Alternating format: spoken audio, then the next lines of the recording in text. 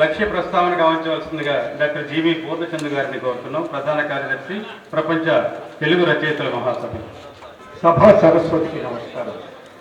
కేవలం వాట్సాప్ ద్వారా సందేశం పంపితే ఎంత జనసందోహం ప్రతిస్పందించింది అంటే మీరున్న తెలుగు భాషాభిమానానికి తెలుసువచ్చి నమస్కరిస్తున్నాను. మా మొట్టమొదటి 2007లో మేము నిర్వహించిన మొదటి ప్రపంచ తెలుగు రచయితల మహాసభలకు వచ్చిన వారిలో 1000 మంది ఈ సభలకు కూడా వచ్చారు. అంటే 6 సభలకి వతనుగా వస్తున్నటువంటి మీ అందరికీ కూడా నేను తెలుసువచ్చి నమస్కరిస్తున్నాను.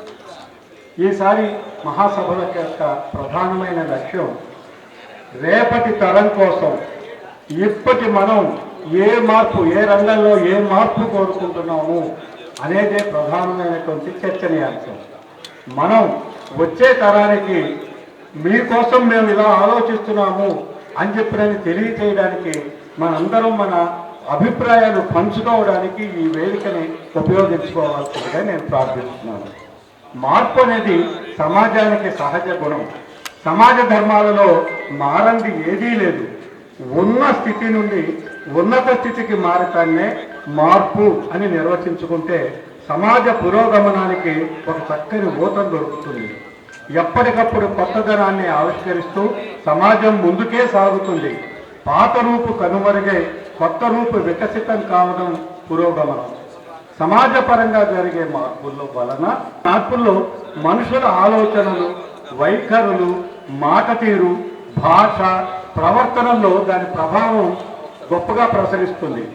రాజకీయపరమైన మార్పుల వలన ఆర్థిక వాణిజ్యపరమైన అంశాలు ఎక్కువ ప్రభావితం అవుతాయి. మార్పు అనుకూలమైనదైతే ప్రజాస్వామ్యం వర్ధిల్లుతుంది. మార్పు వ్యతిరేకమైనదైతే రాక్షస పైశాచికత్వాలు ప్రబలి భయం రాజ్యం ఏలుతుంది. రాక్షసత్వంలోంచి రామతత్వంలోకి మారినప్పుడు లంకానగరం ఎంత స్వేచ్ఛగా ఊపిరి పీల్చుకుందో ఊహించగలిగితే ప్రజలు మార్పును ఎందుకు కోరుకుంటారో అవగతమవుతుంది. వాణిజ్యపరమైన మార్పుల ప్రభావం సమాజం మీద, రాజకీయాల మీద, వైజ్ఞానిక అంశాల మీద కూడా ప్రసరిస్తుంది.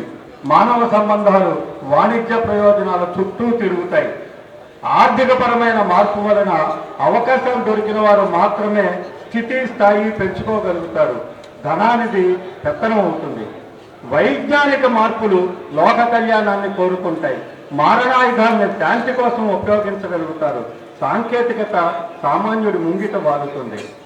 ఇలా మార్పులన్నీ ఏకకాలంలో ప్రభావాలను ప్రసరిస్తాయి. వేటి ఫలాలు వాటిని అభిలషించే వారిని చేరుతుంటాయి. వ్యవస్థపై ఆధిపత్యం వహించిన రంగానిదే పైచేయి అవుతుంది. ఈ మహాసభలలో విద్యార్థులకు, యువకులకు పెద్దపీట వేస్తున్నాం. భాషా సంస్కృతుల పట్ల వారిలో సదవగాహనను, అభిమానాన్ని కల్పించడం, వారిలో ఉన్న సాహితీ ప్రతిభను వెలికితీసి మెరుగుపెట్టే విధంగా అనేక సాహితీ ప్రక్రియల్లో 300 మంది విద్యార్థులకు శిక్షణా తరగతులు, 170 మంది యువ కవుల కోసం పర్యావరణ పరిరక్షణ అనే అంశంపై తమ యువ కళల సమ్మేళనాలను మేము ఇక్కడ ఏర్పాటు చేస్తున్నాం. విద్యా, వైజ్ఞానిక, సాహిత్య, సాంస్కృతిక, పాలనా రంగాలలో రావాల్సిన మార్పులపై ప్రముఖ రచయితలు అనేక సూచనలను ఈ మహాసభలలో ప్రతిపాదించనున్నారు. మార్పు కోరే రచనలపై రచయితలు దృష్టి సారించడానికి ఈ సభలు తోడ్పడగలవని నమ్ముతున్నాము. సహకరిస్తున్న మీ అందరికీ మరొకసారి నమస్కృతులు, ధన్యవాదాలు. ధన్యవాదాలు పూర్ణచంద్ర గారు.